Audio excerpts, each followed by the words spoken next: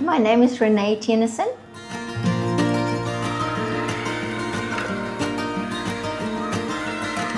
And my name is Dion Tennyson.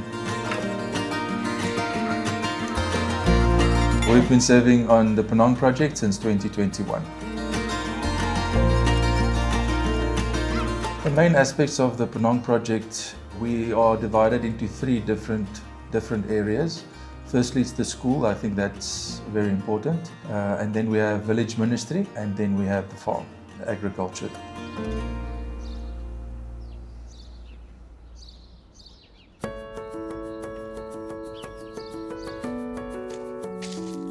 So these are all durian trees. Over here we have some nice durian already. Bananas and mountain rice are extremely happy when they grow here. So we planted the whole area at the back. We planted with banana trees and mountain rice. The purpose for the farm on the project is mostly to cater for the children that's not as fortunate to pay their own school fees, so that we can to help them for scholarship for the school, and also for the kitchen, where the school supplies 2 meals per day, and that helps them tremendously.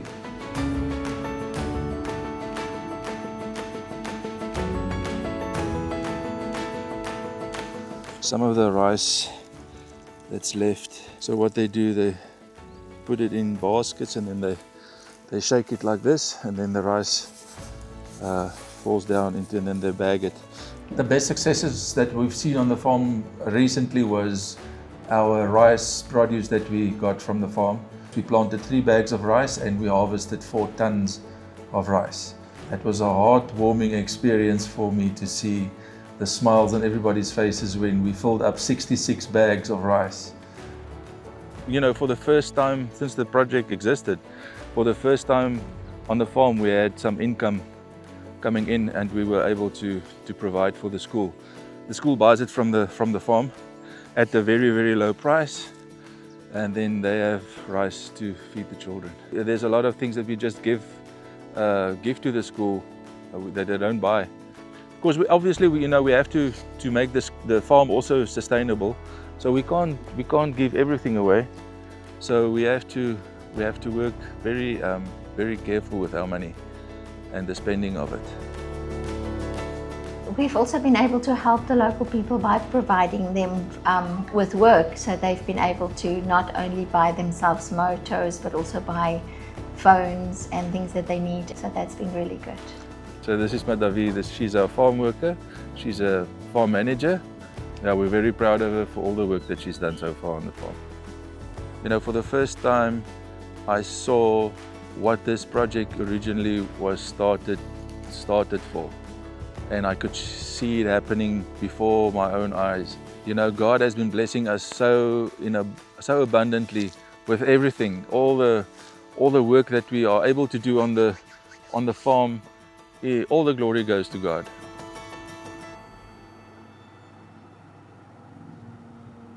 Before I became a missionary, I was in the South African police force for 30 years. And then I worked undercover for a couple of years. I had quite a few businesses. Over and above that, I was a gymnastic coach for more than 15 years. I've been a gymnast since I was 5 years old. I represented my country. I had to close down my gymnastics club because I realized that I could not teach on Sabbaths and do competitions. I grew up as an Adventist. I always saw missionaries as an exciting career, you know, going to different countries and serving the people in different countries. That was always exciting for me when I was small, that I can remember. And then later on in life, you get involved with the world and the world swallows you whole. I didn't grow up as an Adventist, so it was a little bit more difficult for me. I went to church late in my late 30s. I started being an Adventist. And I always ask everyone, I said, you've had this message for so many years, why have I never heard about this message? Why didn't anyone tell me about this message? And I just had this fire in my heart to tell everybody, because I was so excited about the message that I got that I just wanted to share it with the whole world. We decided at a camp meeting in South Africa, I think we came to the decision that we want to do this for the rest of our lives. I think the school is the most important part of this project because the children are tomorrow's adults, and there's no better way to reach the children than through a school. We implemented Discovery Bible Study. What does this say about God? What does this say about us? And what are the lessons that we can learn from this? And those children then go to their parents and their peers and tell them about the lessons that they learned. So we're making little missionaries, from tiny 3-year-olds singing I love Jesus to the children sharing their faith. And when they leave our school, they go into the high school and they're missionaries there. And a lot of children come to our school because of their friends in high school that used to be in our school. And then with the curriculum, I saw the children, because of my background as with gymnastics, I saw the children doing the same thing and they were bored. They were so bored. You know, strength, balance, coordination, all those things. They were not doing any of that. And in my mind, I could see them doing somersaults and cartwheels and forward rolls, all the gymnastic things. And that didn't work out. So I had to learn to really bring down my expectations because it was so foreign to them. To me, it's normal. Like for me, it's just balance. But just balance for them is not just balance. I had to really adjust my expectations and really break it down in little bits. And now slowly, I'm teaching them and they're getting there. And I'm really thankful that they're getting it. And some teachers do really well. They grab the idea and they want to grow and want to learn. And I'm excited to see that. I think my favorite thing is to interact with the local people, especially with some of the teachers at the school. Usually when you come into the country, they call you teacher. And we have seen not only with the management team, they no longer call me teacher, they call me Renee on my name. Not only with them, but also with the Pnong people. In the beginning, both Dion and I were teacher, everything teacher. And now they call us by our names. And that shows that we're no longer above them, but we're part of them and they see us as family. Oh, I feel privileged. I feel privileged for them to accept me as a family member, and humble. It's a humbling experience. I think that's the most. That's been the most rewarding, I think.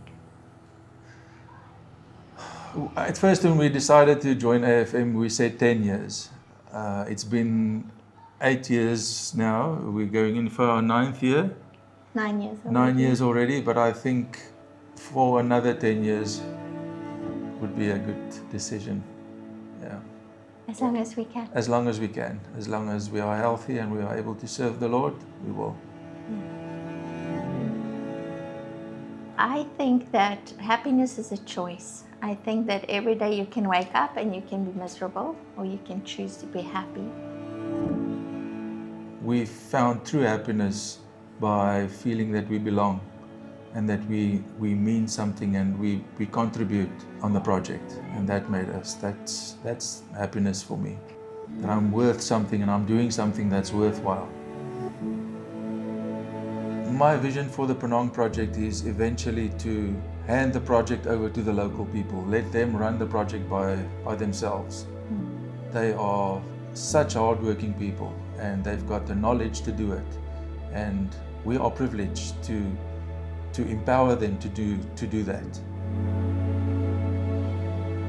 So I realized that you don't have to have degrees or be educated to be a missionary. God only wants your willing heart. That's all that He wants. To show the love of Jesus to those who don't know Jesus.